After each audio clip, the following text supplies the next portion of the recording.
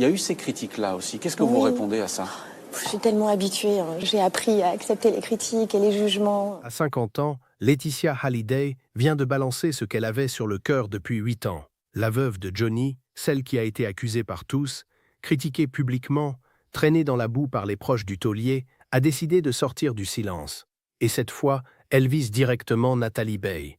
L'actrice oscarisée, la mère de Laura Smet, celle qui l'a attaquée violemment dans la presse en 2018, Laetitia a des choses à dire, des choses qu'elle a gardées en elle pendant des années. Elle parle d'un rapport magnifique qu'elles avaient avant la mort de Johnny. Elle évoque des moments où elles ont uni leurs forces pour aider Laura quand elle allait mal. Elle raconte comment Nathalie la contactait pour lui demander de l'aide. Et surtout, elle ne comprend pas. Elle ne comprend pas pourquoi Nathalie n'a jamais essayé de lui parler après la disparition du rocker. Pourquoi elle l'a abandonné du jour au lendemain. Pourquoi elle a choisi le camp de sa fille plutôt que la vérité. Pendant des années, Laetitia a encaissé en silence.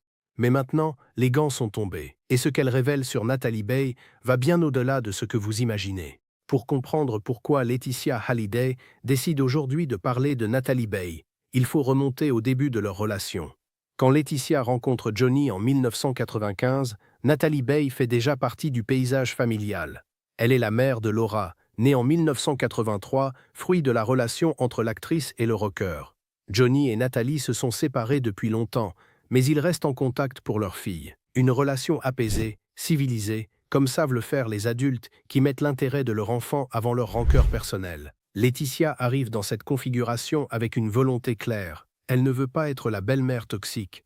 Elle ne veut pas créer de tension. Au contraire, elle cherche à construire des ponts. Et avec Nathalie, ça fonctionne. Les deux femmes développent une relation de confiance. Elles ne sont pas amies au sens strict, mais elles partagent quelque chose d'important. Laura. Cette jeune fille qui grandit entre deux mondes, qui porte le poids du nom Hallyday, qui cherche sa place. Laetitia et Nathalie décident tacitement de faire équipe pour l'aider à naviguer dans cette vie compliquée. Et Laura en a besoin. L'adolescence n'est jamais facile, mais quand on est la fille de Johnny Hallyday, c'est encore plus complexe. Les médias, la pression, les attentes, l'ombre immense du père. Laura traverse des moments difficiles. Elle a ses démons, ses failles, ses erreurs. Et dans ces moments-là, Laetitia est présente. Pas seulement parce que Johnny le lui demande, mais parce qu'elle s'attache sincèrement à cette jeune femme. Elle veut l'aider, elle veut être là pour elle. Natalie Bay le sait, elle voit l'implication de Laetitia, elle apprécie son engagement. Les deux femmes communiquent régulièrement. Des SMS, des appels, des messages pour coordonner, pour s'assurer que Laura va bien. Parfois, c'est Nathalie qui contacte Laetitia. Elle a besoin d'aide. Laura a des soucis financiers, des découvertes bancaires à combler. Johnny, exaspéré par ce qu'il considère comme un gaspillage, refuse de donner plus d'argent. Alors Nathalie se tourne vers Laetitia, et Laetitia intervient. Elle parle à Johnny, elle arrange les choses. Elle fait en sorte que Laura reçoive l'aide dont elle a besoin. Ces échanges créent une forme de complicité. Laetitia se sent utile. Elle se dit qu'elle fait partie de la famille, qu'elle a trouvé sa place. Nathalie, de son côté, apprécie cet allié inattendu. Cette femme qui aurait pu être une rivale, mais qui choisit la coopération. Pendant plus de 20 ans, cette dynamique fonctionne. Il y a des hauts et des bas, bien sûr. Mais globalement, Laetitia et Nathalie maintiennent un respect mutuel. Pour Johnny, pour Laura, pour la paix familiale. Et puis, tout bascule le 5 décembre 2017, Johnny Hallyday s'éteint dans sa résidence de Marne-la-Coquette. Le choc est immense pour toute la France, mais pour ceux qui l'aimaient, c'est un séisme. Laetitia perd l'homme de sa vie. Ses filles Jade et Joy perdent leur père. Laura et David perdent le leur. Nathalie perd le père de son enfant. Dans ces moments de deuil intense, on s'attendrait à ce que la famille se serre les coudes, à ce que les différends s'effacent face à la douleur commune. Mais ce n'est pas ce qui se passe. Quelques semaines après la mort de Johnny, la bombe explose. Le testament. Ce document rédigé en Californie qui exclut totalement David et Laura de l'héritage. Tout va à Laetitia. Les biens immobiliers, les droits d'auteur, les royalties. David et Laura n'ont rien. Le choc est brutal. Comment Johnny a-t-il pu faire ça à ses propres enfants? Les questions fusent. Les accusations commencent. Et très vite, un coupable est désigné. Laetitia. Elle a manipulé Johnny. Elle a profité de sa maladie pour lui faire signer ce testament. Elle a tout orchestré pour déshériter les enfants du premier lit. Voilà le récit qui s'impose dans les médias. Laetitia se retrouve seule, terriblement seule. Son téléphone, qui sonnait constamment du vivant de Johnny, devient silencieux. Les amis proches disparaissent. Les gens qui gravitaient autour du couple s'évaporent. Du jour au lendemain, personne ne donne plus de nouvelles.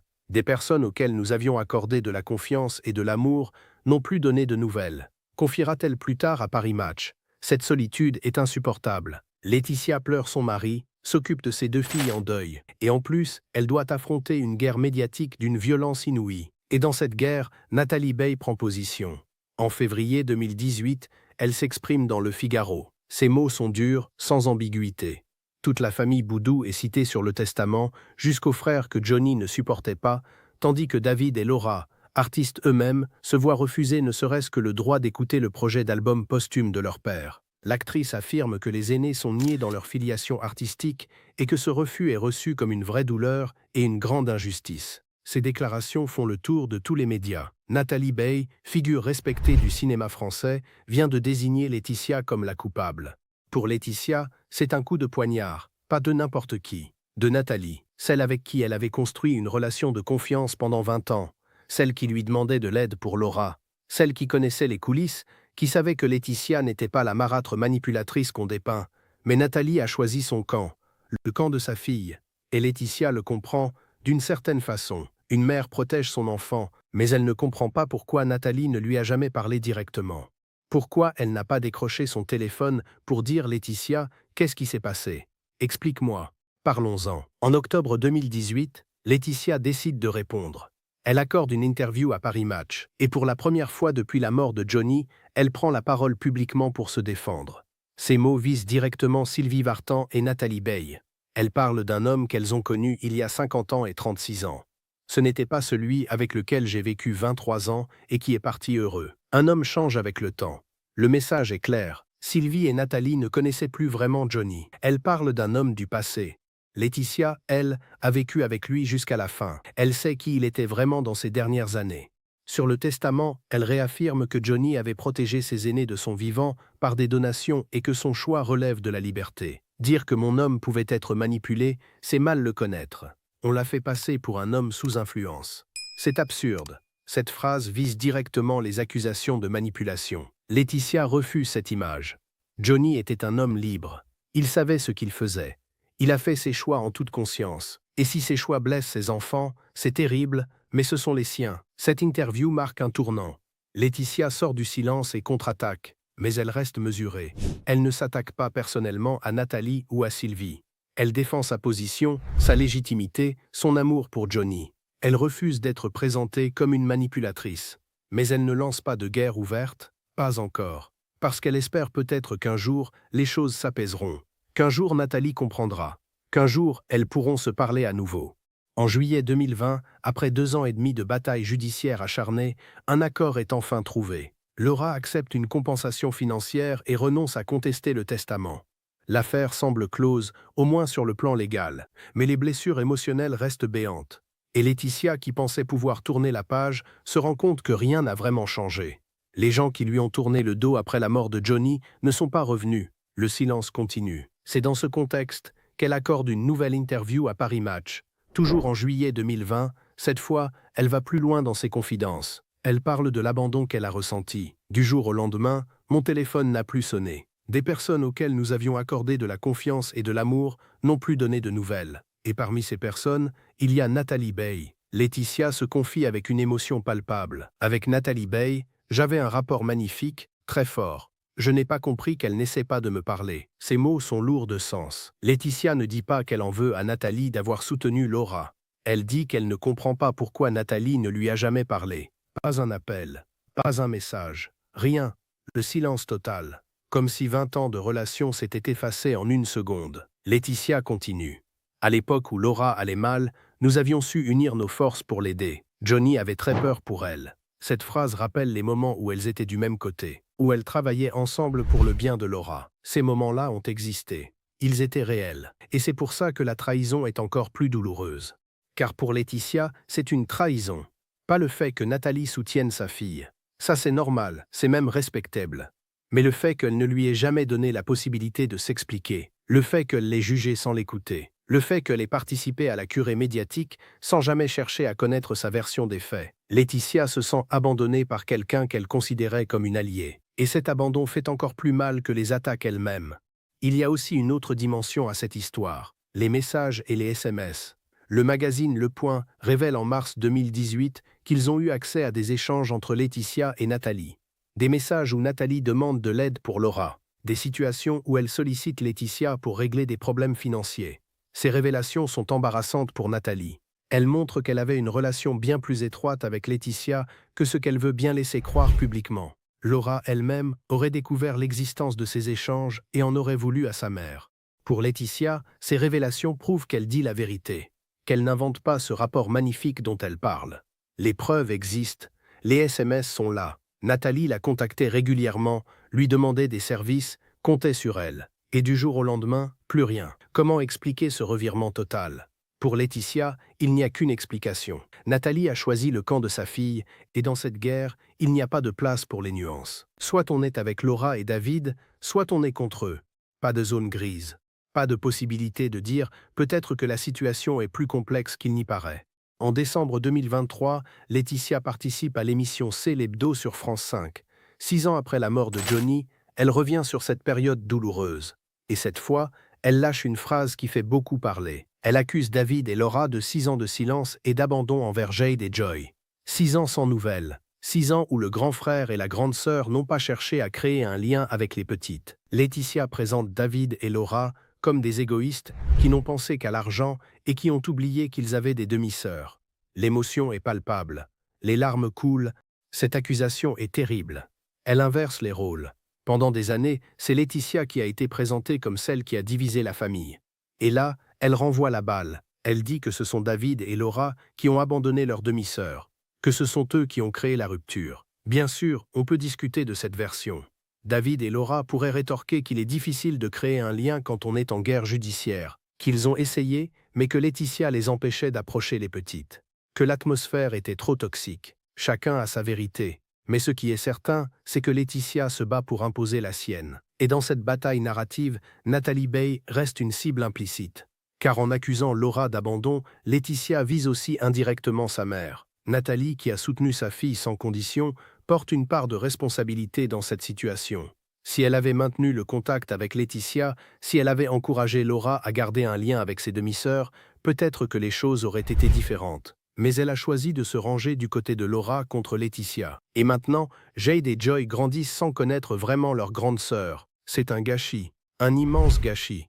En septembre 2024, lors du festival du film francophone d'Angoulême, Nathalie Baye s'exprime à son tour sur sa relation avec Laetitia. L'émission, l'invité de Patrick Simonin, lui donne la parole. Et sa réponse est mesurée, presque diplomatique. Laetitia, c'est un peu plus loin, mais il n'y a pas de malaise ni de quoi que ce soit. Une phrase choisie avec soin. Un peu plus loin. Pas proche, donc, mais pas en conflit ouvert non plus. Pas de malaise. Une façon de dire qu'elle ne lui en veut pas personnellement, qu'elle ne nourrit pas de rancœur. Cette déclaration pourrait être interprétée comme un geste d'apaisement.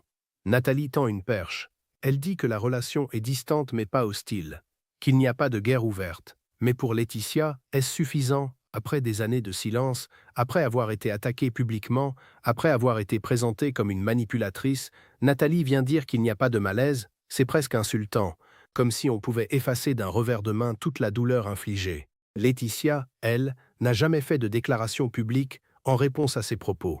Elle reste dans sa position. Elle a dit ce qu'elle avait à dire en 2020 avec Nathalie Baye. J'avais un rapport magnifique, très fort. Je n'ai pas compris qu'elle n'essaie pas de me parler.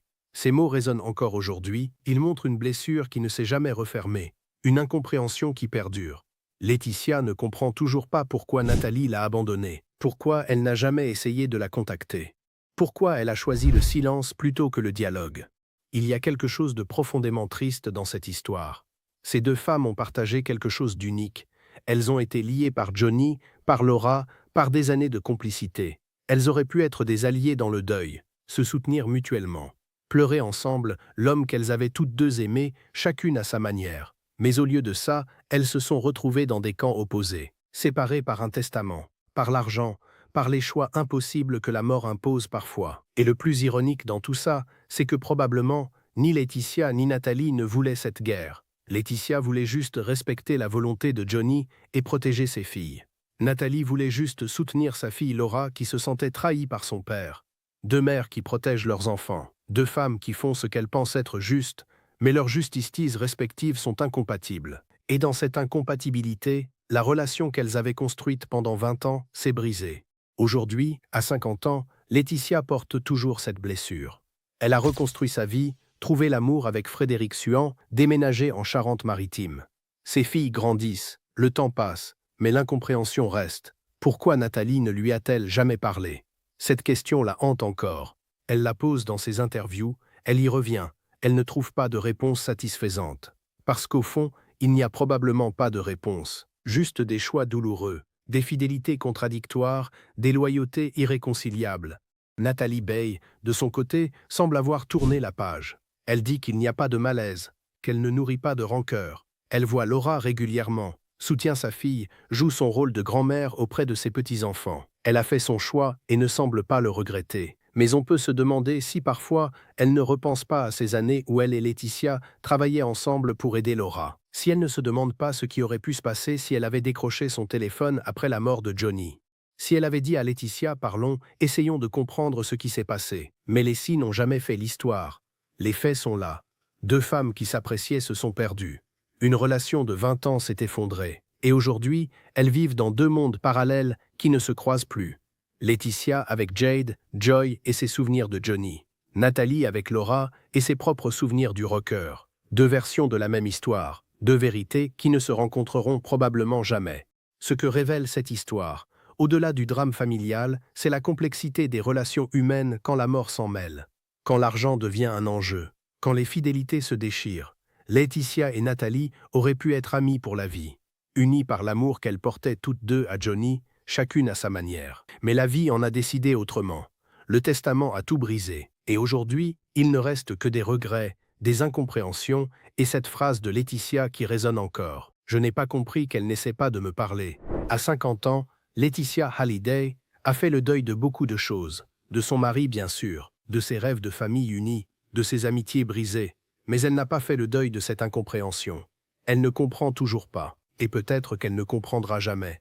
Parce que certaines ruptures ne s'expliquent pas. Elles arrivent, elles détruisent, et elles laissent derrière elles des questions sans réponse. Des blessures qui ne guérissent jamais complètement. Et un goût amer de ce qui aurait pu être, mais ne sera jamais.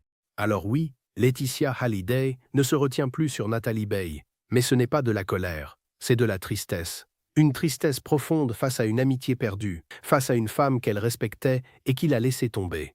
Face à 20 ans de complicité effacée en un instant. Et cette tristesse, à 50 ans, elle n'a plus envie de la cacher. Elle l'a dit, elle la crie presque. Avec Nathalie Bey, j'avais un rapport magnifique, très fort. Je n'ai pas compris qu'elle n'essaie pas de me parler. Ces mots resteront. Comme un témoignage d'une relation brisée. Comme l'écho d'une guerre où personne n'a vraiment gagné. Où tout le monde a perdu quelque chose d'irremplaçable. L'amitié, la confiance et peut-être un peu d'humanité.